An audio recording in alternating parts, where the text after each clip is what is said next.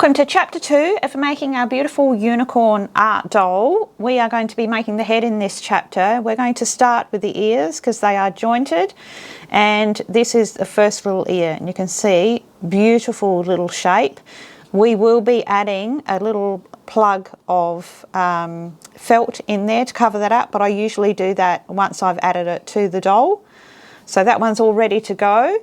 So here are the parts of your ear. We've got our felt, which has our fusible webbing applied on both pieces. You can see that I've gone for a light pale pink in the inside of the ear, which is really nice. I will still be airbrushing in there, but it's nice to have that bit of a base colour there. And of course you can do any colour scheme you like. So we are going to put these with the fusible sides together and our warbler in the middle. Now our warbler needs to sit up, and you should just have just enough space around this top edge to be able to do our tiny blanket stitch. We're going to fuse all three together at the same time, so you do need to make sure everything's lined up. I just find if I get the bottom lined up, I can press the top and then I can press the bottom. If you try and do it all at once, it can definitely shift. Do use a very hot iron and a protective cloth to do that, and do make sure that all of your edges get fused together. Okay, so that has all of my 3 layers fused together. I'm now taking a single strand of my pearl thread, and I'm using my off-white to match the back of the ear, which would naturally frame up the pink here. I'm going to start at the bottom here. This knot won't be seen because we're pulling this lower edge in, and I'm just going to bring my needle out through the layers of the felt. That knot will hold there, and I'm simply going to start my little tiny blanket stitch.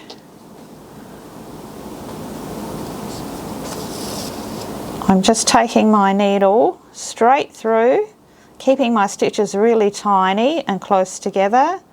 So my needle goes through all the layers, and I bring my needle out through the thread loop. It's just our standard blanket stitch. Bringing my needle through that thread loop each time, and we're going to get that lovely bound edge all the way around, which is exactly what I'll do. Make sure you rotate your work as you go so those stitches are all fanning out as they should. And I'm going to keep working that stitch right the way around to the same spot on the other side.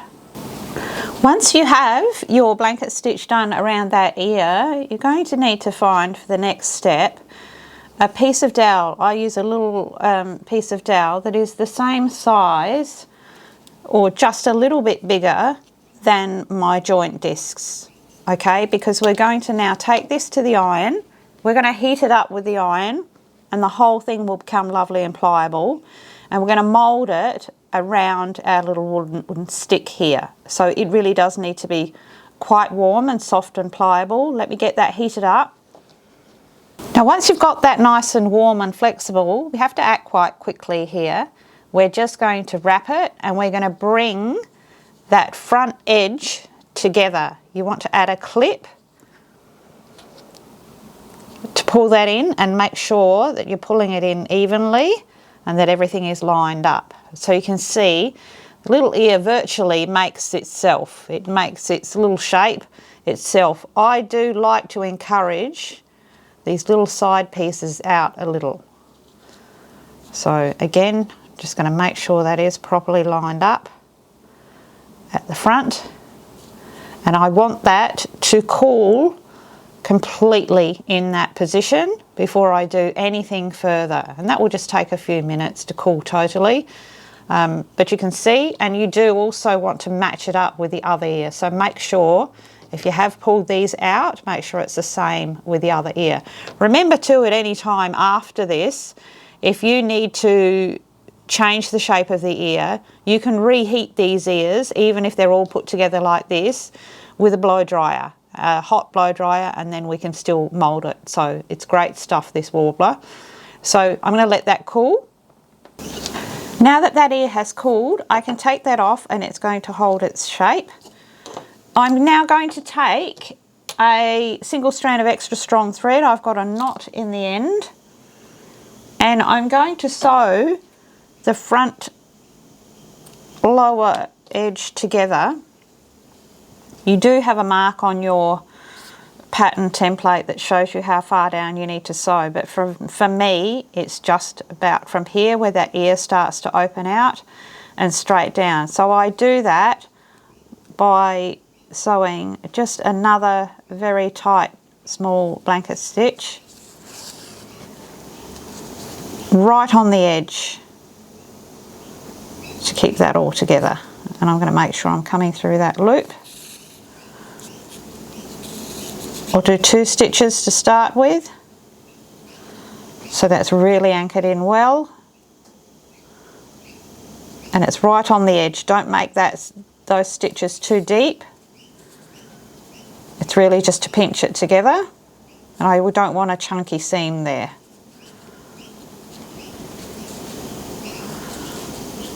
Keep the edges together nicely, so right there on the edge.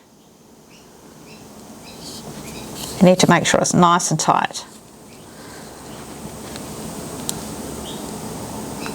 Just continue that all the way down to the base here and just cast off and knot off securely at the base. Okay, so once you have the little front section stitched, then go ahead and take a double strand of extra strong thread, and starting at the back of the ear, very close to the edge, it's probably only 2 millimeters up from the edge, you'll sew a running stitch all the way around and come back just about where you started. So you need to leave your tail ends hanging. I can actually cut that needle off now. And then I'm going to take my 2 thread ends and knot that off and pull in the base of that ear. And you'll find you can pull it in all the way right in, and that leaves just enough room for our bolt to pass through to be able to joint that ear. So I'm going to keep that tension up, knot that off at least 4 times. Okay, so you can snip those thread ends and then just take your thumb or your finger and flatten that base. And now we're going to take our joint, which we have glued already.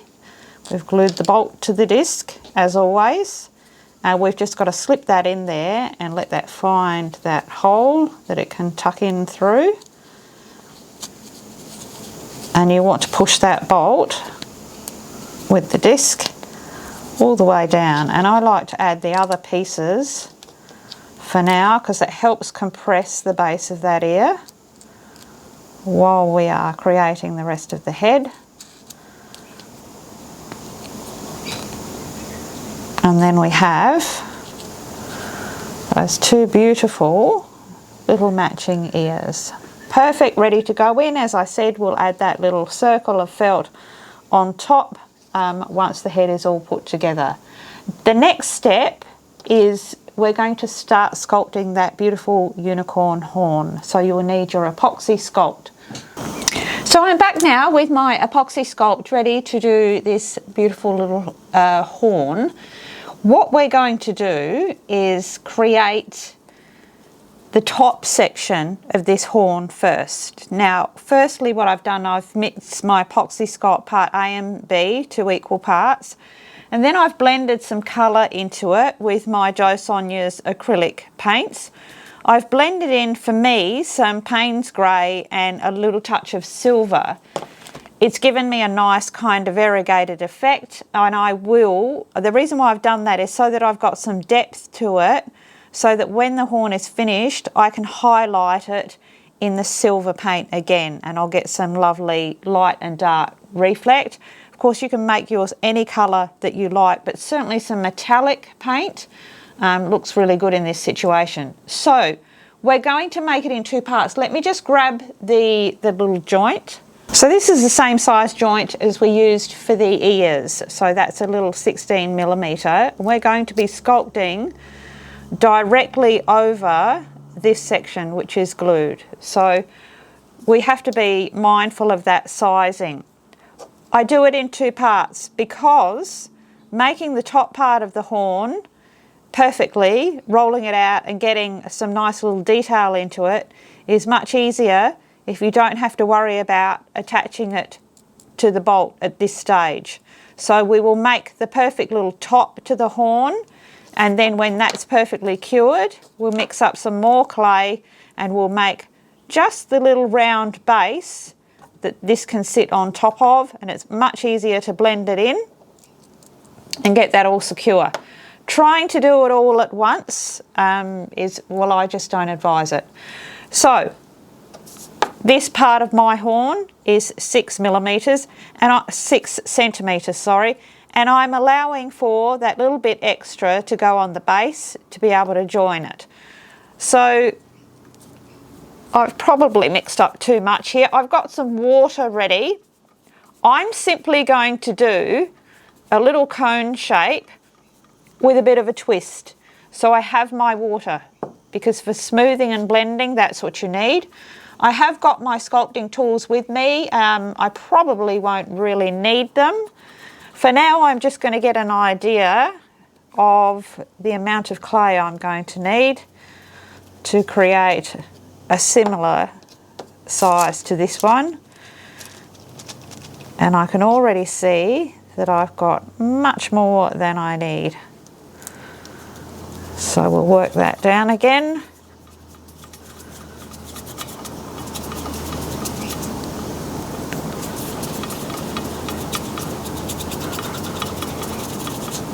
And it really is about keeping an eye on the size of that base, because you want it to be a little smaller than our 16mm disc. So really just rolling that out. I mean, you can make a longer horn, but this is proportionate to our project. So if I can advise you to stay with that, and that's still too much clay. Okay, so this is more the size. My ball of clay that I ended up with was probably about the size of a decent sized cherry, just to give you a bit of a guide. So now we're more in the ballpark of this. So I've simply rolled it out. I want to create a flattened base, so I can do that. I'm working on silicone paper, makes everything just so much easier. And remembering to make sure that this base isn't quite as large as my disc. So rolling that out. Now I want to give it a simple twist, and I'm pushing down on that as I'm twisting it, because I don't want to add any length to that horn.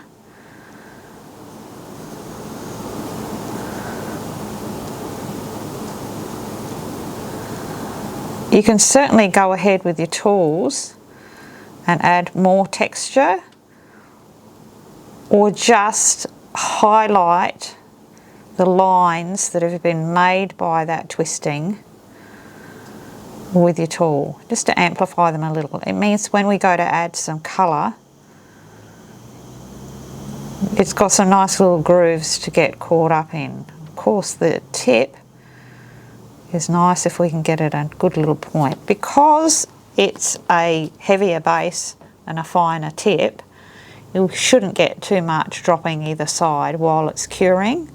But I'm going to focus on getting it perfectly straight from every angle. You can even use your ruler to do that. While it is in this soft stage, you certainly will want to keep an eye on it in case it does drift over one side. But basically,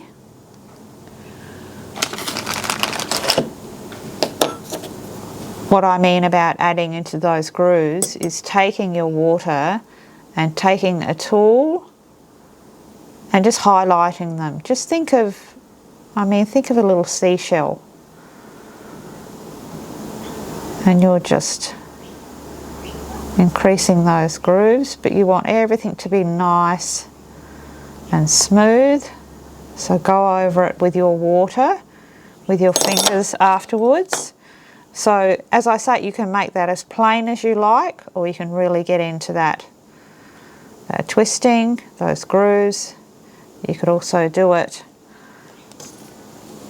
this way by rolling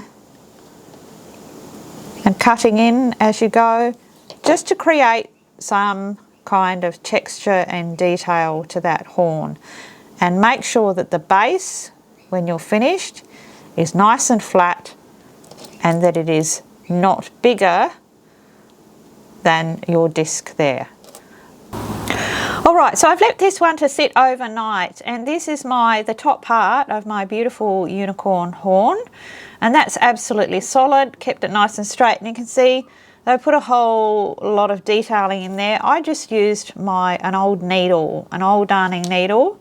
So now that's ready for us to add it to the actual bolt. So you've got your bolt with your disc glued to it securely. I've mixed up some more clay, just a little bit, mixed in the colour again to match, and all we need is enough to create a base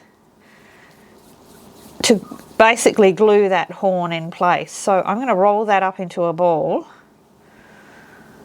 and just estimate. I might actually just take a tiny bit more there. So now the most important thing with this is we're going to add that ball to the top of that joint. Now this clay is freshly mixed, so it's nice and sticky, which we need because we need really good adhesion here. What we want to do is just bring that clay down, and we need to bring it down over the edge, but keeping it really thin. I'm working that clay to just extend over the edge of that disc. If you've made some of my other characters, this is how we do horns, jointed horns. So now I've pulled that clay down, and I can just tuck it under. See there, we've got a nice lip there, and now I'm going to tuck it under, and I'm going to keep that all nice and smooth. And remember how strong epoxy sculpt is once it's cured. It's incredibly strong, so that little lip is going to stop it pulling off. But without it, it could. So I'm just going to take my needle and really make sure that those edges are wrapped over that joint, but still keeping it nice and flat. Okay, and I haven't made it huge. We don't want it a great big bulbous thing here. And now we want to add the top part to it, and I'm going to pull it up because I don't want to distend it down the bottom here because we've got that all nice.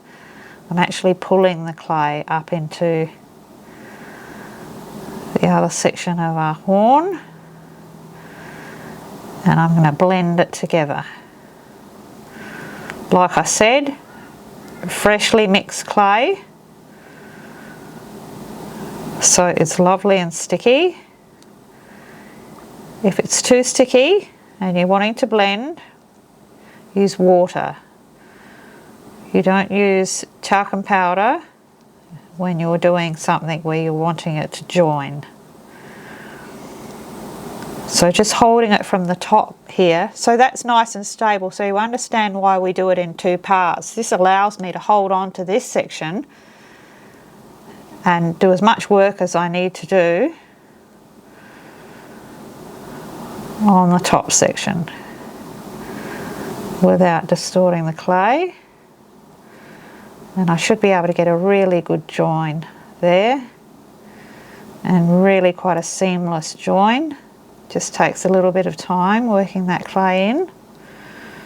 Remember that we're going to be painting over this.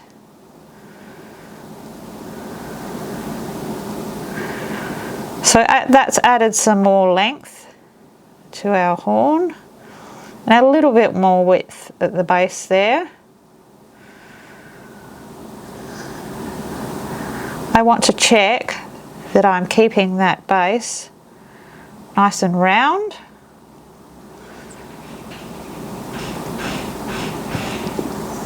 And that I'm keeping this nice and flat across here. I have ready my block of wood, my trusty block of wood that has lots of different sized drill holes in it. I've got a piece of silicone paper there, punched a hole through it over one of those holes, and this is where I'm going to sit this. Once I've got it all done, I can sit it in there and really get my angles right so I can check that it's all standing up right, and it will flatten that clay on the bottom beautifully for me, and then it can sit there and cure. What I will do before I do that though is I'm going to go ahead and continue doing my lines around it until it's all the same all the way to the base. Check it, and then I will drop it in here. Check that the angles are right. I'll look at it from every angle, and then I'll let it sit there and cure again, and again I'll let it cure overnight. Okay, so I'm back and I have that beautiful unicorn horn completely and totally cured, and it's on that bolt. You can see just how strong that is. So my paint job is very simple. I'm only going to be taking a bristle brush and my silver paint, and I'm going to give it a light dusting so that it only picks up on the most external parts, so we get some nice light and dark reflect. And that I can do that because I've already coloured up my clay.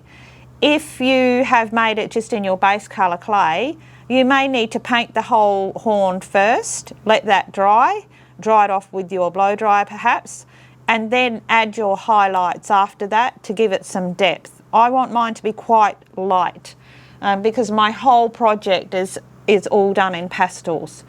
So I'm going to go ahead and just go straight into my silver paint. This is Jo Sonia's silver, and certainly you can get all sorts of metallics and glitters and so on. And I'm really going to blot this off. I don't want much paint on my brush at all. I do always load it up twice and then blot off on my cloth. And I'm just going to really lightly go across so that it's only catching, as I said, on the outermost parts, and of course at the very tip there. So just like a nice frosting of silver. It will be hard for you to even see.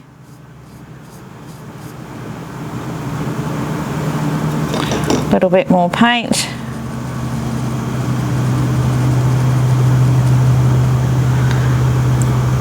And just with the lightest touch.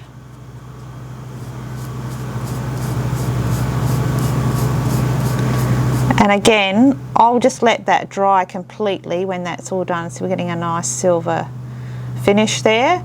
I'll let that dry completely, and then I will go ahead and add about 3 coats of my Jo Sonia's gloss varnish. And that's going to make it absolutely shine. So follow your instincts with yours. If you feel like you need a deeper colour on the underneath, go ahead and paint it first. So as I said, I'll work on that. You can see that shine coming up though. Remember to focus on the tip because the light would naturally hit there. So 2 to 3 coats of gloss varnish on that when it's done. I can pop it back in its little holder to dry. and then we will continue on with the rest of the head. Now let's start with our head pieces. We are going to be making the centre head gusset, which is split from the top of the head to the back, down to the back of the neck. So this is our centre head gusset, and we are inserting our main pieces. So we have to do that now. Now you can see that I've already done that with one side. You can do this a couple of ways. You can really load up just one side of the head gusset, and then you'll just put your head gusset together like this. We'll stitch it down the middle, and these main pieces will be all incorporated. Okay, so they'll drop over the side of the head. For me, because I'm using a nice soft yarn, I actually want a really, really full mane. Now here's where you have to be careful.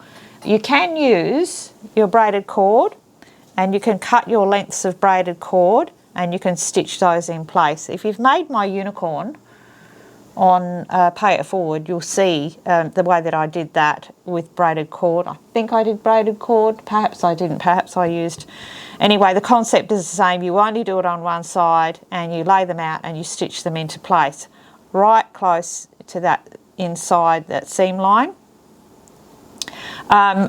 I will perhaps be adding some braided cord in an extra little plait extension at the end.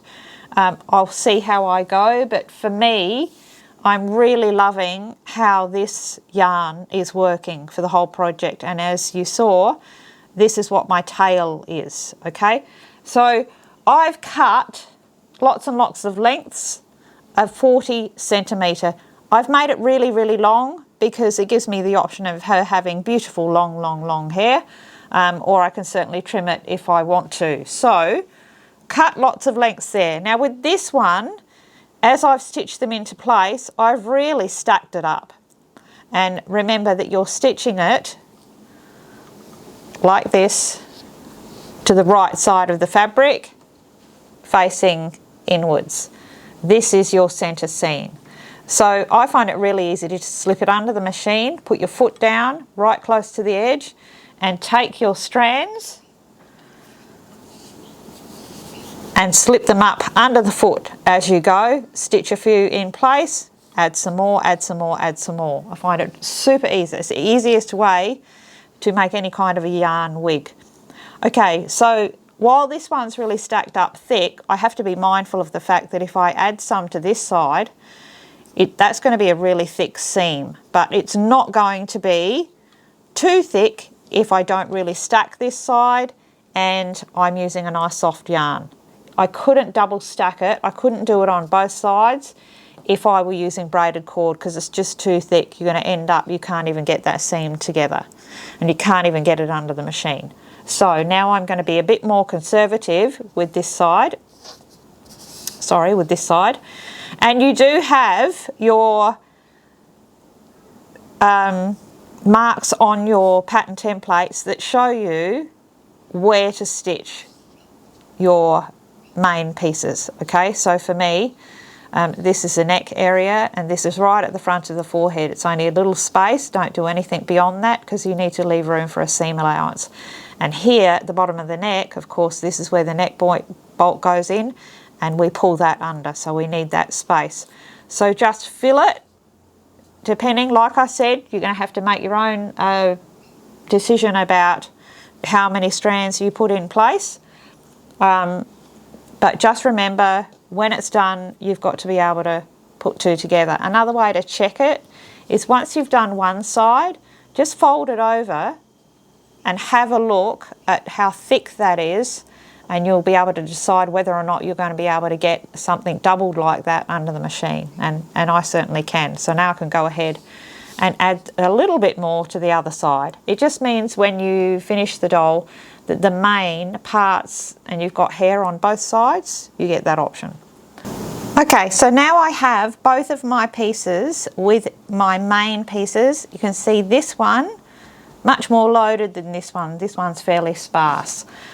Okay, so I've stitched it just within the seam allowance. Now I'm going to take, I have trimmed that down It's probably about 1.5 centimetres. Don't trim it too short at this stage. You can also always trim it back later. You don't want those to pull out. So now we are going to carefully put right sides together here. This is the centre seam that we're going to stitch. So this is the front of the forehead. This is the back of the neck. So I just like to start by making sure I've got nothing caught up there, because I need just enough room there for a seam.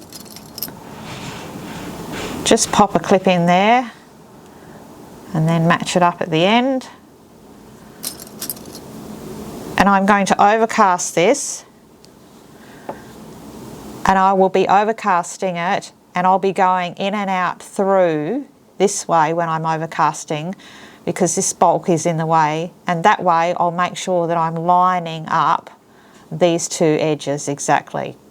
Okay, once I've done that, I can take this to my machine and I can machine stitch that 2 times, and you can use a 5mm seam allowance. So I'm giving you a little bit more room because you've got some bulk there. You want to sew that 2 times.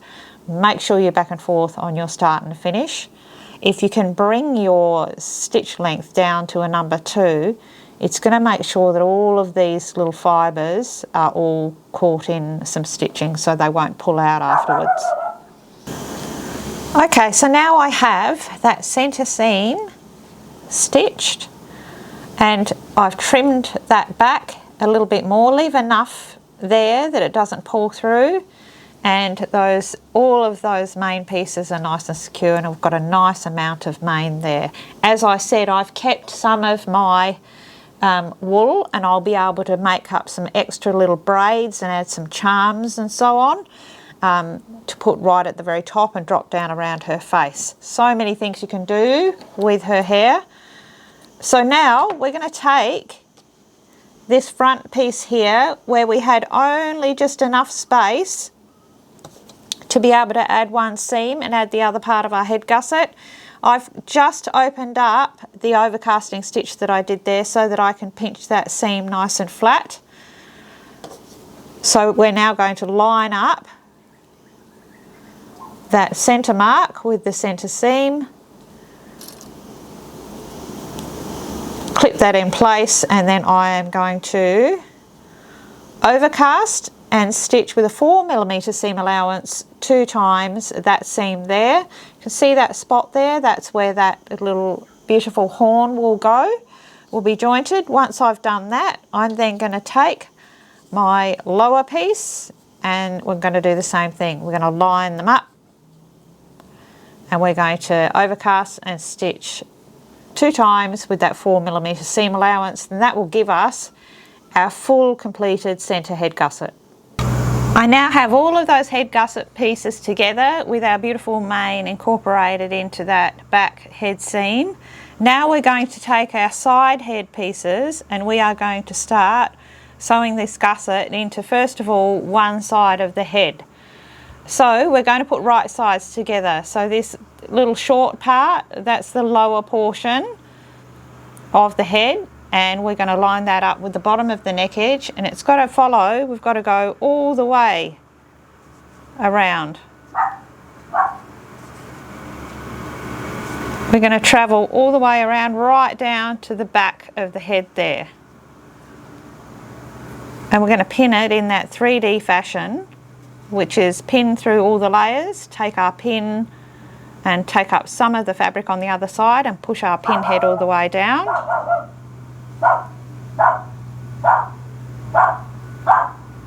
That's naughty Pixar barking at the man on the lawnmower. That's enough. Quiet. Okay, so we're just going to continue on following those curves.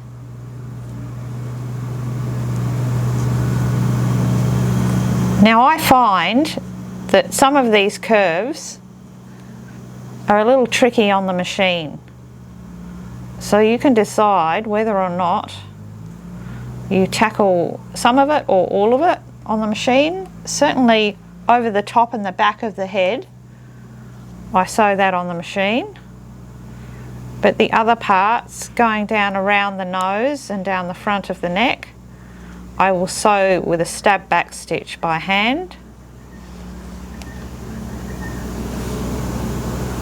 So you can see I'm just fitting it all in. I'm keeping my pins nice and close together. And it's starting to come, and you're going to see that this seam here, it should be sitting right just at the base of where the mouth will sit. That gives us a good line for us to do our mouth line in. But that's going to continue on. I'm going to keep going until that is all the way down to the back of the neck. And you'll notice that I'm working with my pinning, and I will with my overcasting. I'm doing all of my work on the centre gusset. That's really important. So let me get that all pinned into place, and then I will show you how that should look.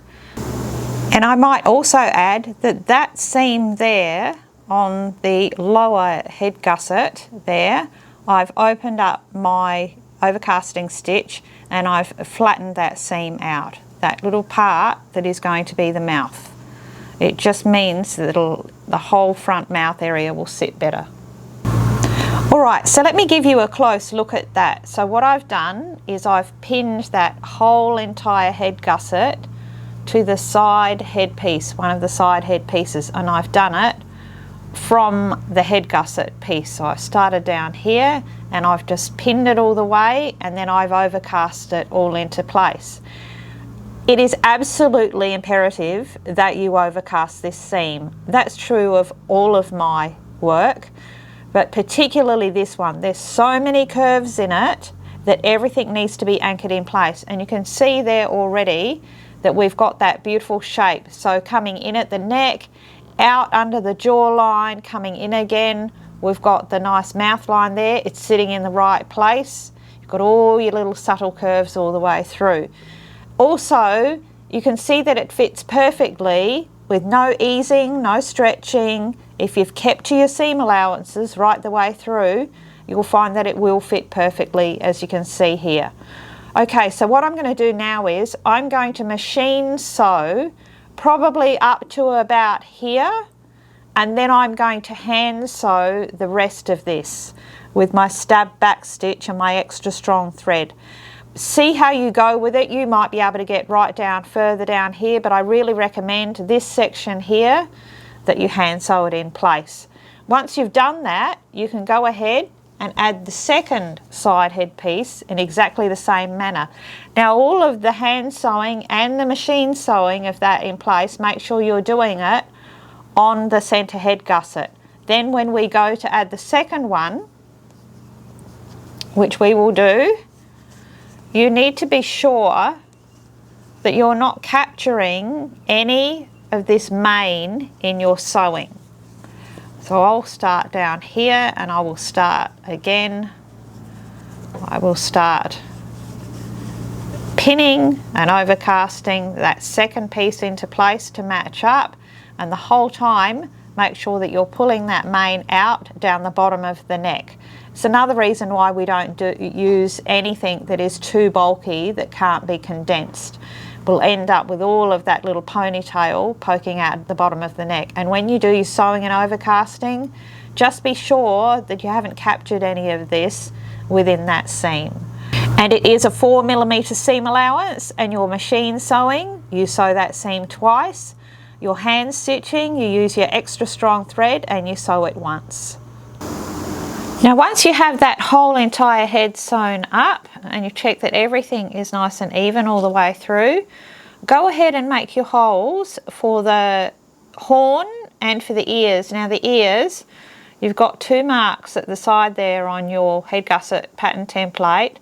You take your awl through on the head gusset, right where that mark is, right there next to the seam on either side. Now we can go ahead and turn this through, and you want to take some time to roll those seams out completely to get a beautiful smooth finish on that head. We are now ready to start stuffing this head. Before we do that, of course, we're going to add our ears and our horn. Now here's our beautiful glossed horn all done. we're going to start with the horn. It's easier to be able to get up and in there if we do the horn first. So simply make sure that you've made those holes ready. And we are going to take, we need to have your super glue ready. We're going to take that horn straight through the top of the head. I'm going to add my corresponding disc, washer and nut. And I'm going to tighten that up. Just finger tighten. Going to make sure that nothing is caught up there. I'm also going to make sure that the part of the horn that I like the best is facing forwards. So where I've got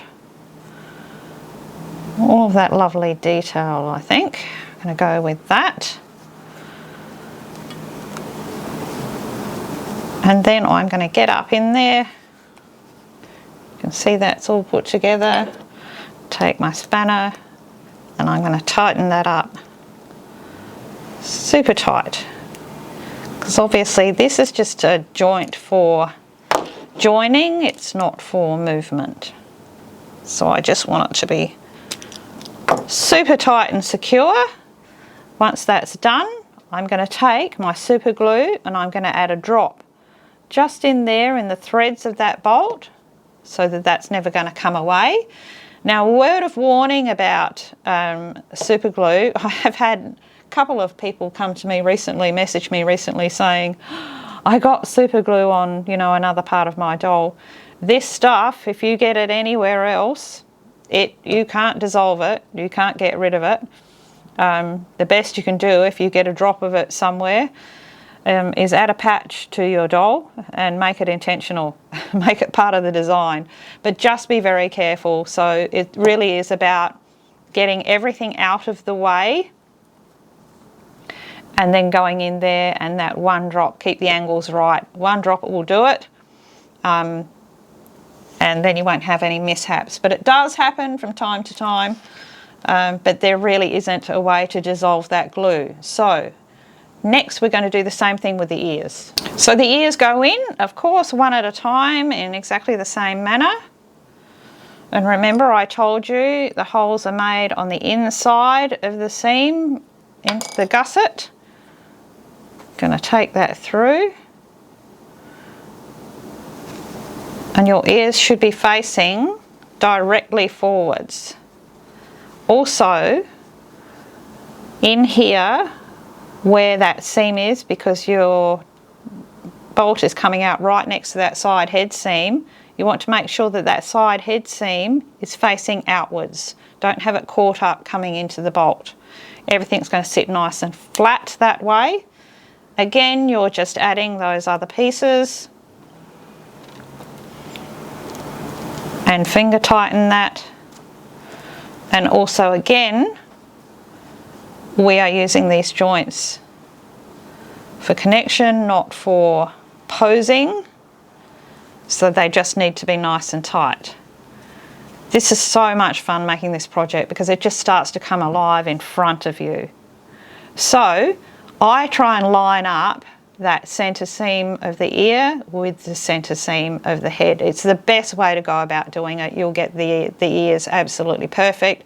They've got a nice little turnout, but all that lovely open canal is looking at you. So same thing, I'm going to make that super tight, drop of super glue, then I'm going to do the same with the other ear. Do go ahead and make sure that you've got everything lined up and everything is beautifully straight as we have there. You can see our little one coming to life. So now we're going to start filling that head. Now do protect that horn as you're doing so. So stuffing the head with our polyester filling, of course I'm going to do most of it by hand, and I will be getting right down into that muzzle. There are some really subtle curves through here in the mouth area. You really need to fill out across the mouth area here and pay attention to all those lovely curves and fill them out. Needs to be packed really, really firm. Now, unlike some of my other designs, we don't add any clay into the muzzle here because we're needle felting those nostrils into place. and we will be stitching a mouth line across. So I start by filling the end of the muzzle. I have my wool felting needle here ready, and then I work my way up and start filling the sides of the head. So it's really important, particularly when you've got jointed ears and a little horn there, that you're really supporting those joints. You don't want any space around them or they will droop. So I tend to fill like this when I'm filling heads, so I fill all the way around and then through the centre. To go up through the centre, I'm using my forceps, and I'll be able to really pack in up around those joints. Same with the muzzle. Once it's basically packed, I can take my forceps in there. You want to fill to about 1.5 centimetres from the neck edge, and you want to pack it nice and flat. Use your felting needle again. We want a flat surface to receive that neck joint. Now, once you have that head filled, which I have here, we've filled out that head beautifully. All of those lovely curves, everything's absolutely rock solid. I've gone ahead, flattened out with my wool felting needle, that base there, and I have taken a double strand of extra strong thread, and I've sewn a running stitch all the way around the neck edge, just about 3 millimeters in from the base. I've left my tail ends hanging so that I can tie a knot, and I've left my needle on. So now I can tuck in the first part of that neck joint. I can pull on those thread ends and tighten that as tight as I can up in around that bolt. You need to knot that off at least 4 times. I leave my needle on so that I can then go around again and knot it off again, so it's really secure.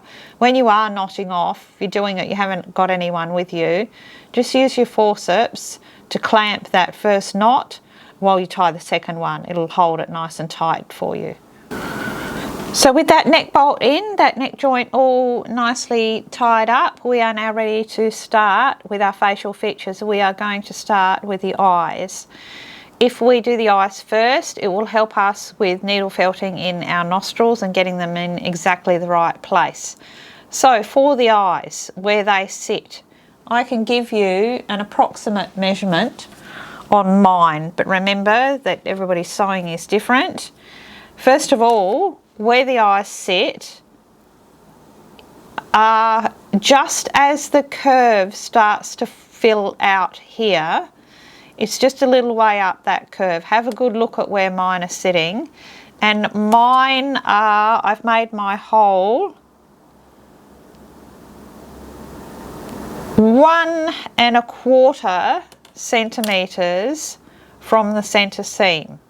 As I said, your stuffing will be different to mine, your sewing will be different to mine, so trust your eyes. Get yourself a reference photograph so that you're getting them in the right position. If you bring those eyes down here, it will be completely wrong. If you take them up right up here, it's going to be as wrong. There is the sweet spot right there where that brow starts to curve out. I'm using my 14mm eye tester pins. I've popped them in there, and also we have our eye detailing, which we're going to be felting into place. So we've got 2 pieces for each eye.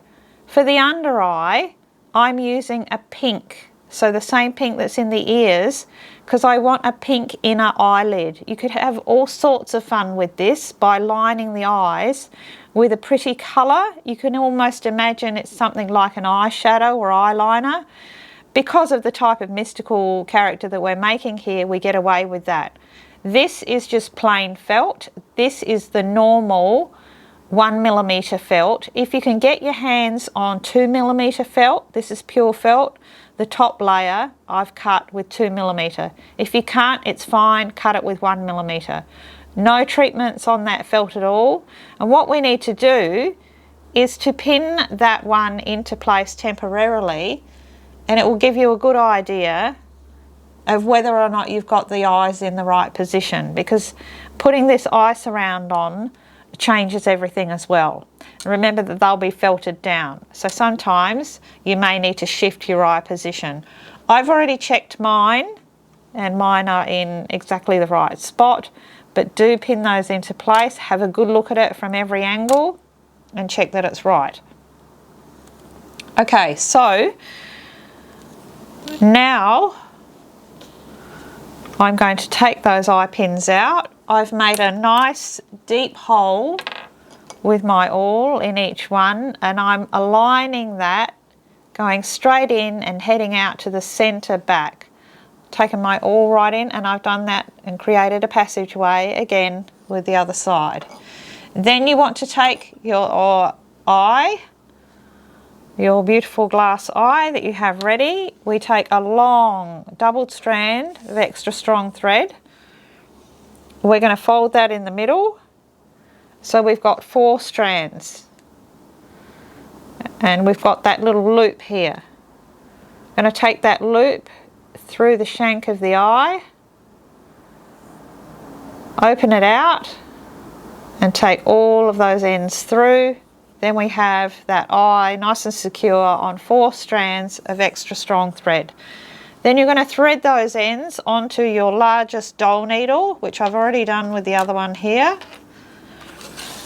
So that one's all ready to go with the eye on the end.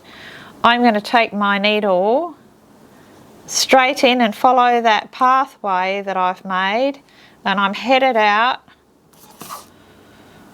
to the back of the head, nice and low down but central. Remember, we've got that mane there, so we're going to get as close to that middle section as we can, and we're going to pull that eye in all the way through. Check that it's not caught up, everything's right, and while we're here I'm going to tie a knot in these ends. I do that so that I can identify which group of threads belongs to which eye, and when I'm tying them in I'm able to pull on them independently to get them in evenly. Okay, I'm also going to take my awl and I'm going to just enlarge that hole that I just exited out of. I haven't cut any fibres, I've just spread those fibres and made a hole. Now you're going to thread up the other eye onto your needle, and you're going to do the same thing. You're going to take it through, but you're going to bring it out through this same hole right here, and you're going to make sure that you're coming out of the hole and not through any of the fabric. So you don't want to catch any of the fabric. When we tie these in, we're going to tie them into the stuffing of the head, which is why the head needs to be packed really firm.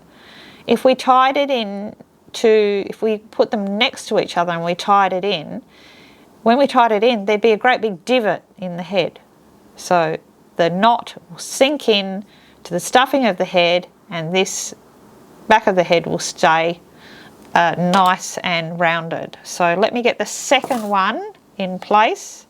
So now I have both eyes in place, and I have both groups of threads coming out through that same hole, and I have tied my first preliminary knot.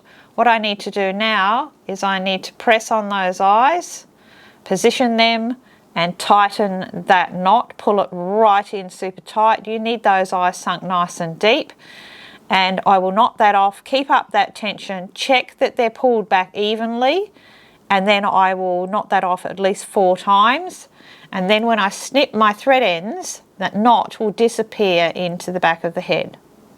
So now we're ready to start with our needle felting. Now the first thing you need to do, once you've got the eyes set in, is you're going to pin the first layer, which is the underside rim colour, over the eyes. Now you always pin them both in place at the same time, because once you start felting, the position shifts slightly, it changes up, and you'll never be able to match it up once you've started felting it.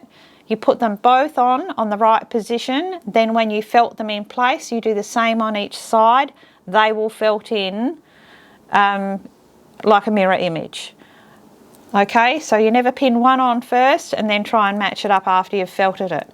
So this layer on first, and there's just a little, the eye should be revealed a little but not totally sit over it, because what we want to do is in our needle felting, we're going to be pulling that down, creating a lovely eyelid that gives it a really lovely realistic look. Using your 40 needle, I've just tied up that mane out of the way with made a little ponytail there for her. So I'm using my 40 needle, and what I'm going to do is just concentrate on the outer edge.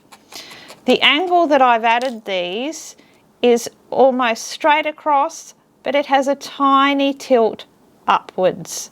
Okay, we certainly don't want them pulled up. It should be straight across with a tiny lift at the corner. So with your felting needle, the barbs on your felting needle are only this far up. So you only need to be introducing the very tip of your felting needle, and in and out, going in and out straight. You want to also felt in every different direction, but you're still going in and out straight as you change your angles. You never try and do it and change angles with the needle in. That's how you will snap a needle. And for now, it's really just going around that whole outside edge to really secure that in place. And you can already see as I'm doing that it's pulling that eyelid open. If you feel like you've got to this stage and that the eyelid is in the wrong place, your felting piece is in the wrong place, pull it off now. Okay, you'll still be able to pull it off now, but much further than this, it will be quite meshed with the felt underneath, which is what we're aiming for. But you want to make sure you get that. And you're quite safe to completely felt one eye in place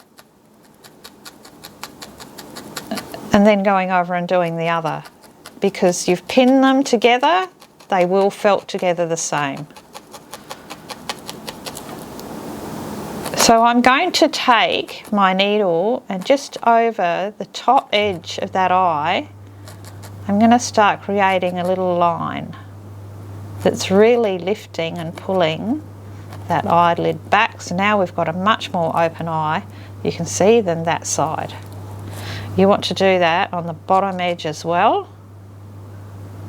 So you've got a nice rim showing, but the eye is totally visible now, just with a nice surround. Now remember that we're going to be felting the other top piece over the top of this, so it really is just about getting it into place for now. Now that I've got that felted down, I can remove my pins.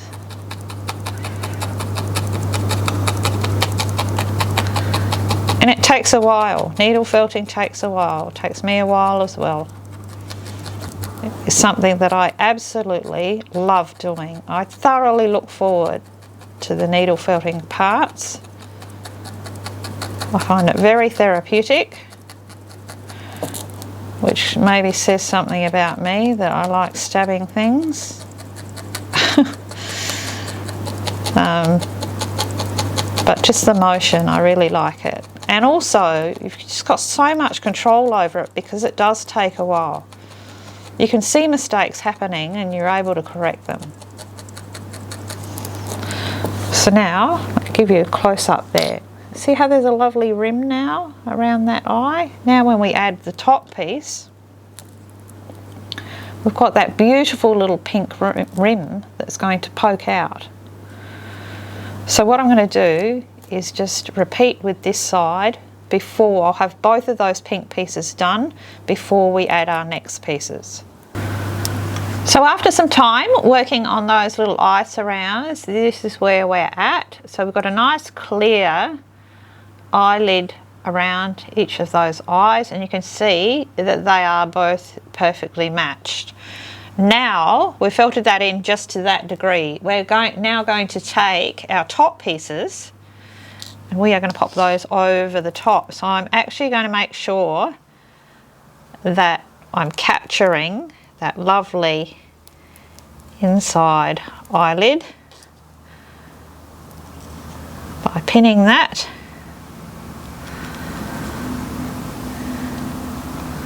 Still following the idea of that eye going straight across with a little turn up. The pattern piece actually does that naturally as well, so you'll find that's pretty easy to do. And that's the second piece over the top. I'm going to match up this side. So both now in place. You can see there with that beautiful inner eye piece just showing through there. As we felt that down, that will reveal more of that as well. So I'm now going to start with my felting.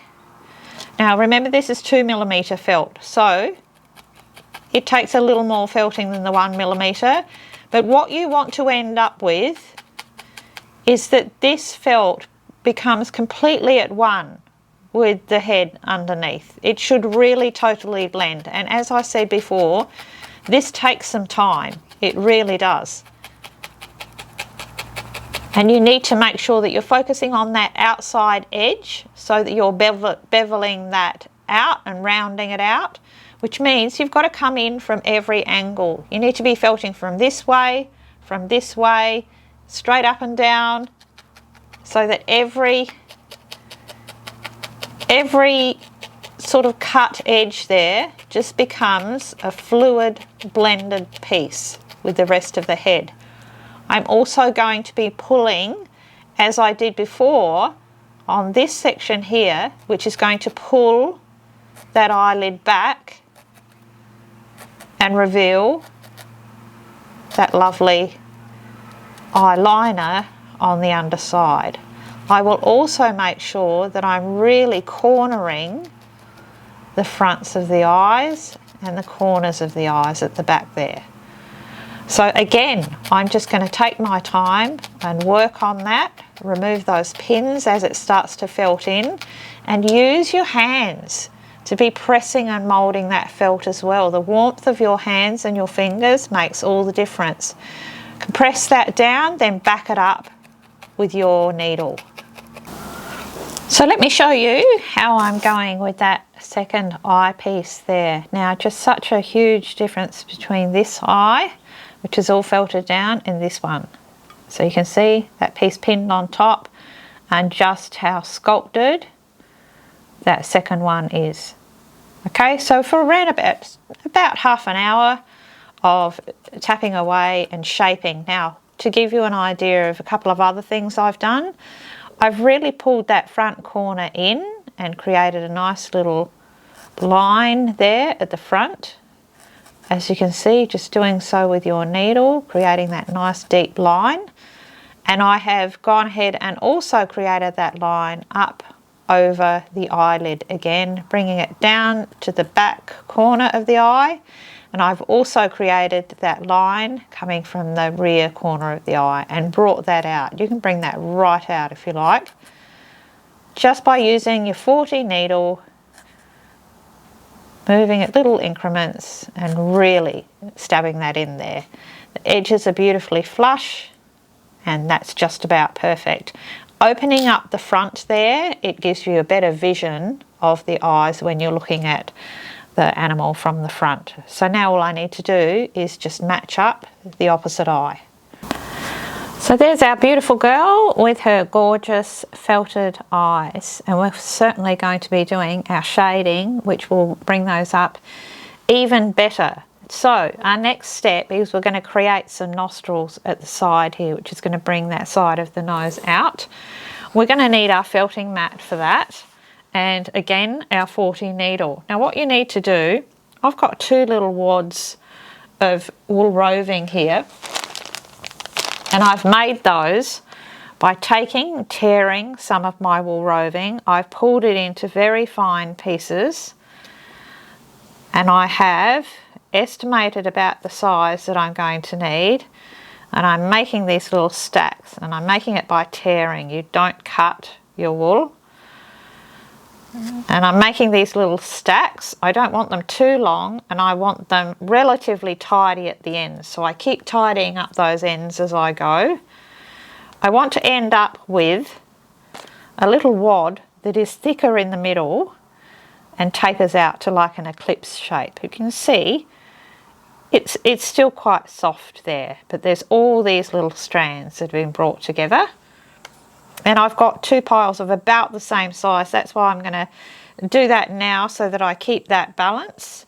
And I'm going to start felting the first one down. What we're going to do here is some of the work will be done on the mat. So I want to basically create that little eclipse shape, and I'm just going to start by bringing those fibres together to further create that shape. Bringing those ends in, I'm going to lift it up, turn it over, using my fingers again to compress that. What I'm looking to do is to create a semi-dense piece that we can then attach to a little muzzle, and I keep turning it, compressing it. In this case I actually want to do a fair bit of work off the animal so I get my sizing right. See, just tapping away, it's starting to bring that all together. Felting with wool roving really does take a while. So I'm just really bringing those fibres in and starting to tidy it up. It's getting more dense, getting more of a refined shape.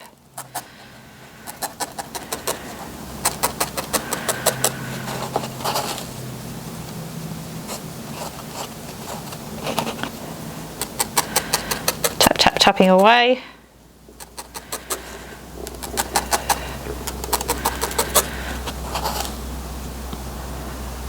What I'm going to eventually be doing is curling that around into like a comma shape, and that's what we're going to be adding to the end of the muzzle. So you can see there's still a bit of work to be done in getting this all nicely compressed. When I've got it to as tight and as dense as I want it, I'll still be leaving room. I still want it to be a little bit soft because I want to do some of my work on the horse,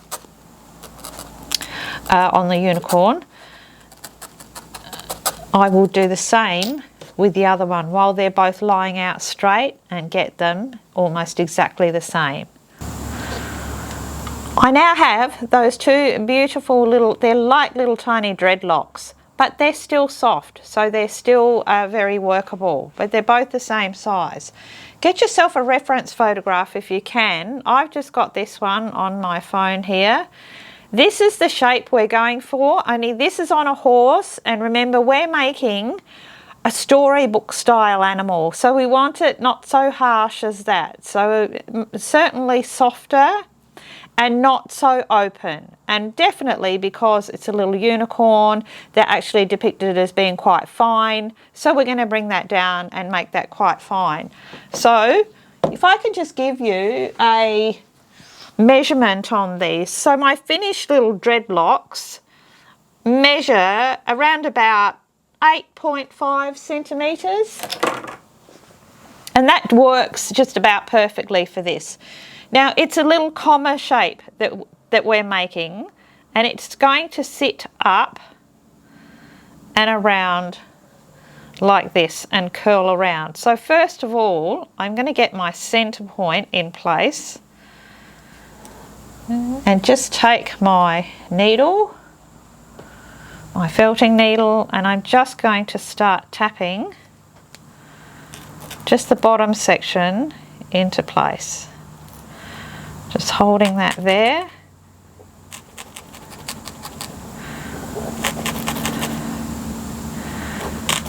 Just so that's nicely anchored. You don't want it sitting too far down. We want that to curl up and around. So of course it looks too big now. That's because we've got a lot of felting to do.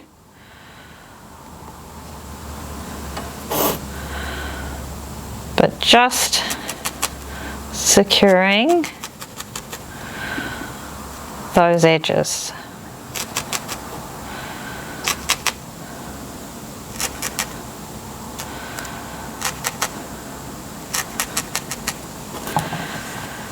And we're going to pull that up that side. It's going to have a little curve over. It's a little comma shape that we're looking for. These little ends will blend all the way in. Bring that side up to meet it. So it's very basic at this stage. And as before, when we did our felting here, where we get both pieces on, I'm going to do the same thing. I'm going to get both of my pieces on in that first initial temporary stage, so I can work them both at the same time to bring them in to be the same. So I've just anchored and I'm starting that little comma shape with a larger, more open end here with a hollow in the middle, bringing up to the top of the nose there, turning in. I'm going to do the same on the opposite side. And now that both of those pieces are on and they're roughly the same size, they're in the right position. As I said, don't bring them too far down. We want that nice part of that lip there. Little mouth is going to be sitting right across here, and these nostrils need to be felted in nice and solid.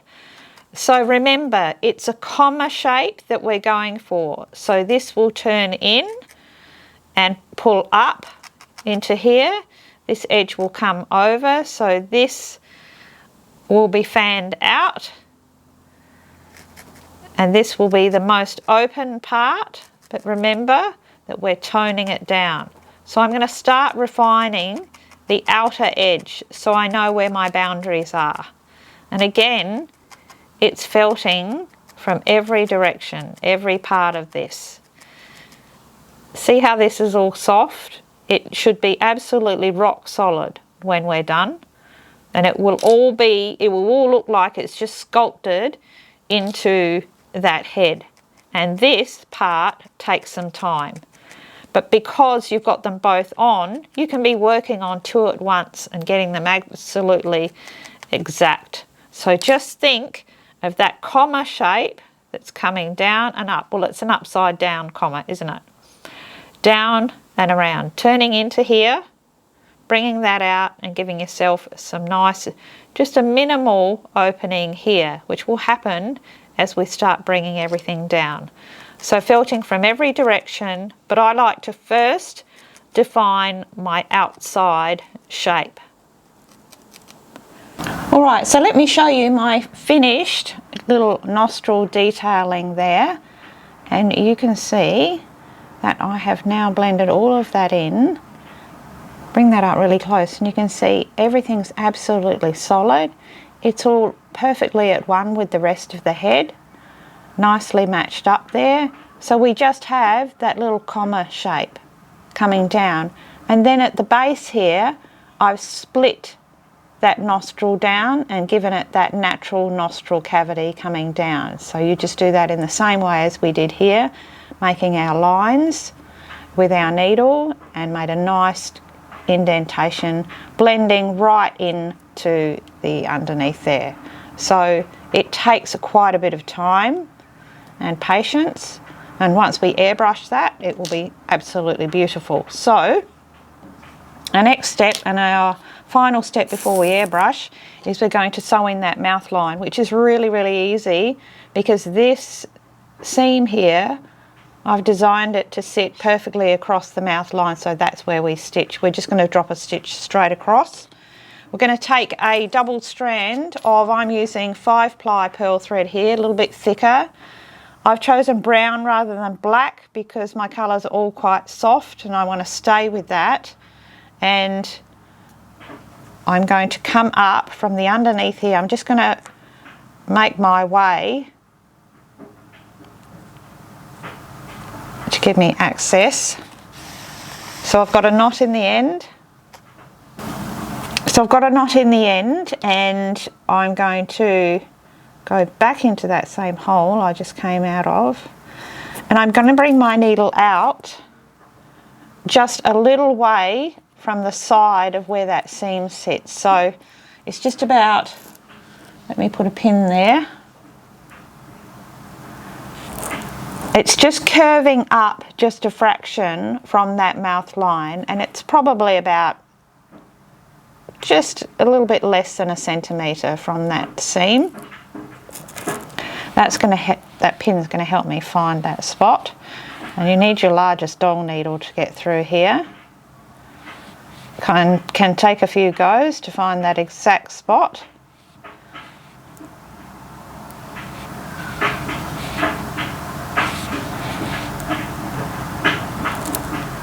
And for me, that will just about do it. Bring that through. Pull that little hole area out and cover those threads. And then we're simply going to pull that across. Make sure that those threads aren't twisted, and we're going to dive in the other side to match up with this side, come out all the way out at the back of the head, come down underneath here and knot off at the back with some nice tension. Don't pull it in too tight so that the little mouth is all pulled in, but just enough to beautifully hold it, and you'll find that will sit there well. So now we're back, and I'm ready to start airbrushing our beautiful unicorn's head. Now there are a couple of tips that I want to give you. First of all, keep it very, very soft with this one. So if you don't have your airbrush kit, work with Soft pastels, because you're going to get a way better look with this. We do minimal airbrushing on this one. I wouldn't use alcohol markers here. Definitely the pastels or the airbrushing. I've got a very basic colourway here that I'm using. I have white, ecru and black, and I have some salmon pink that I'm going to bring in to give some pink tones.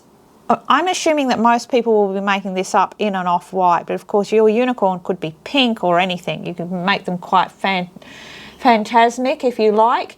So the colours that I'm going to be shading with, it basically is going to be a warm grey, and then I'm going to do some pink undertones around these areas. I will deepen the pink in the ears there, and certainly inside the nostrils.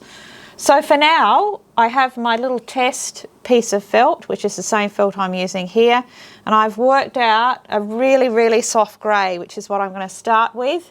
And I'm going to be starting by just outlining some of the eye area, the eye patches that we've done, and in these areas here. So anything that I do with the airbrush, you just do with your Soft pastels. So let me just grab my gun, which I've already loaded up with my very, very pale grey, and we're going to get started. So always a test patch first. The closer that you get with your air gun, the finer the line. And this might be a bit tricky for you to see. I've also tied her hair back so that doesn't get in the way. So I'm going to start in this corner of the eye here. I'm going to follow that line.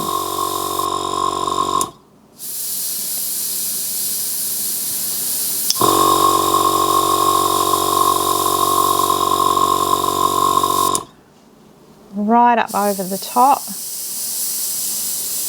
But I'm not going to outline it completely, because if you do that, it ends up just looking like a little patch. So I'm going to come from the underside. This area here in the corner of the eye, we can fill in a little more. So in the underside of the eye there.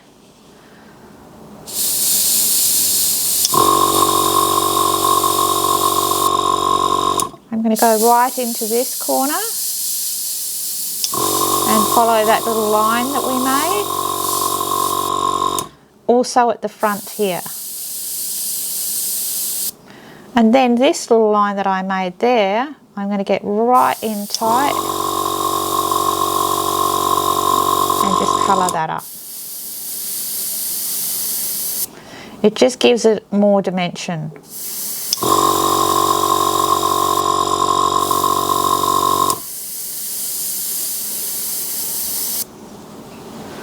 And already we can see we've got some definition happening there. I'm also going to bring that colour down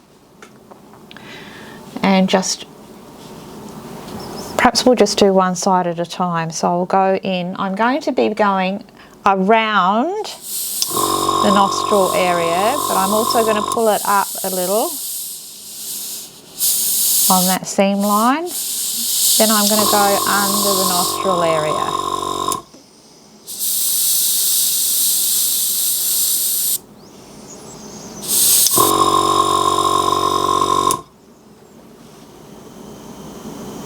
Nice and close and tight.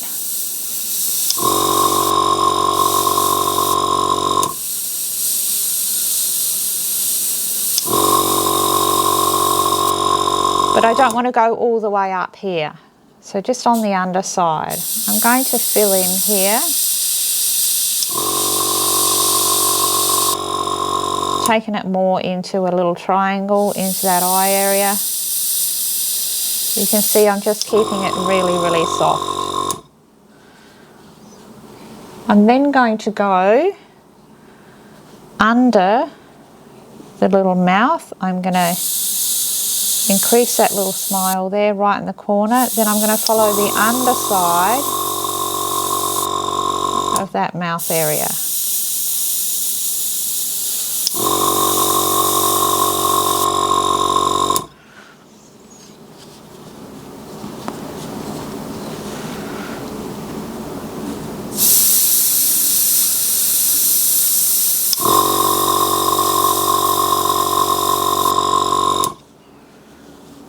So very, very subtle there. Just expanding, pulling out and just expanding on the colour. That light, very light grey colour. The further you pull back, the softer your spray. And then I'm basically just going to repeat that up on the other side. Underneath here, we can give an impression of a jawline by following that curve. Just helps pull up the side there. I'm just going to repeat with the other side in exactly the same way. So now I have mixed up some salmon, white and a little bit of my soft grey mix, and now we're going to add some flesh tones in around the front of the mouth, the inside of the nostrils, a tiny bit in the corners of the eyes, but focusing on the end of the muzzle here. So I'm going to start first of all with the inside of those nostrils. We are going to deepen these, and this again is a really soft colour.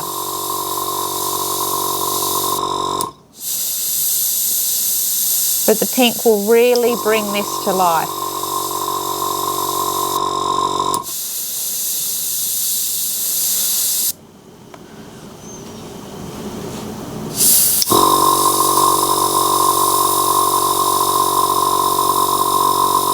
And I'm following that little line that curves up, and I'm also going to follow that nostril line that goes down here. And just bringing that soft pink out a little.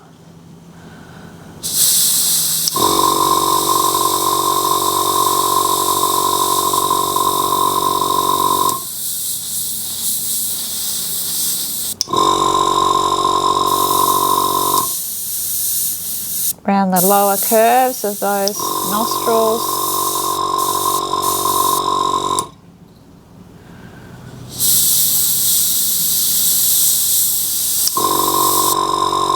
This just imitates that skin pigment that you would naturally see. I'm going to go right in tight here, to the eye corner.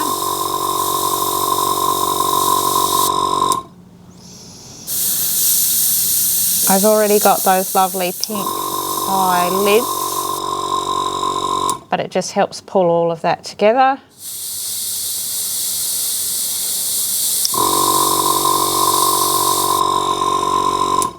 And now on the front of the muzzle, I'm actually going to pull back a little and we put more colour here.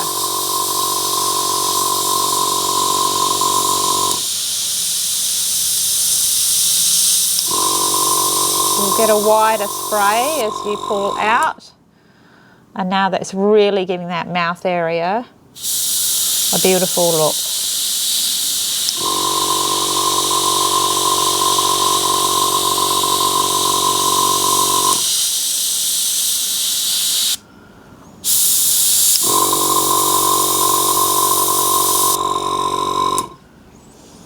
Bring down just the side here.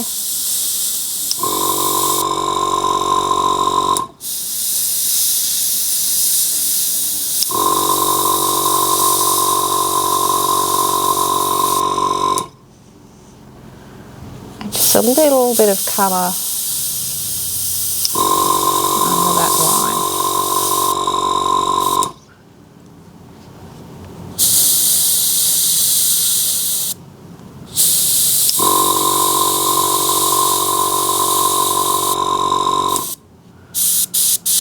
Make sure it's a nice natural blend. You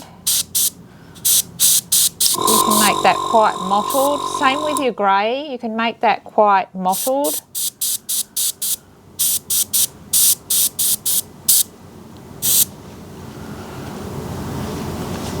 And that's just about enough for the end of the muzzle. Now I'm going to make this colour deeper. So I'm going to be adding some brown, so that we're getting more of a burgundy sort of a look to go in those nostrils and really define them. So now my mixture is like a reddish sort of a pinky brown, and it's a mid-tone. We're going to go in there. I'm also going to go just a little bit of colour on the very inside of the ears. We might do that first. Just in there deep, not too much, just to give it some real depth.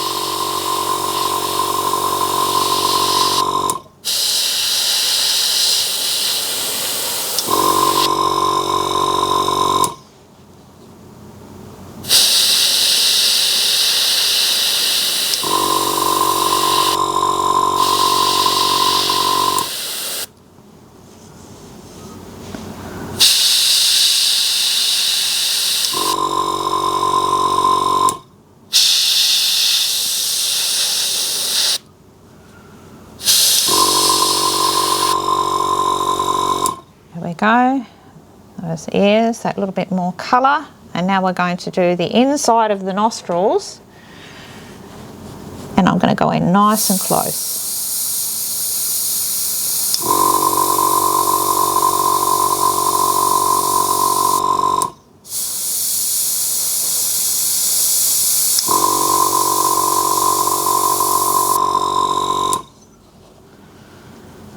And I'm keeping it nice and fine.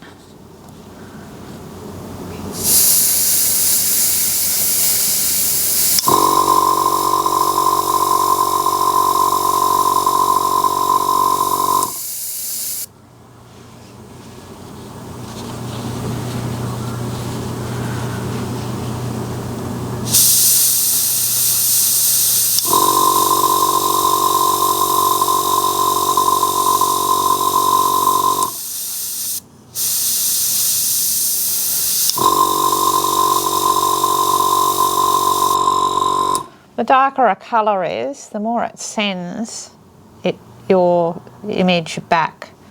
So if you want to send something back and make it look deeper, you use a darker colour. If you want to bring it forward, you use a lighter colour.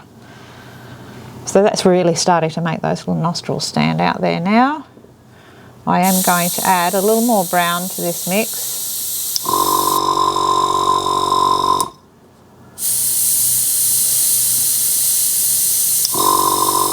Just to really finish those off.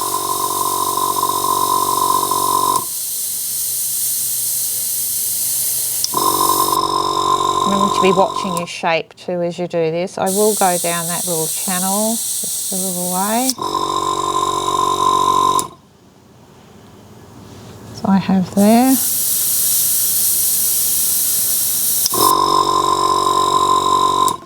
I'm just going to add some brown to that mix, into the mix that's already in there, and I'll just deepen some of these areas here in the nostrils, and that will be about it.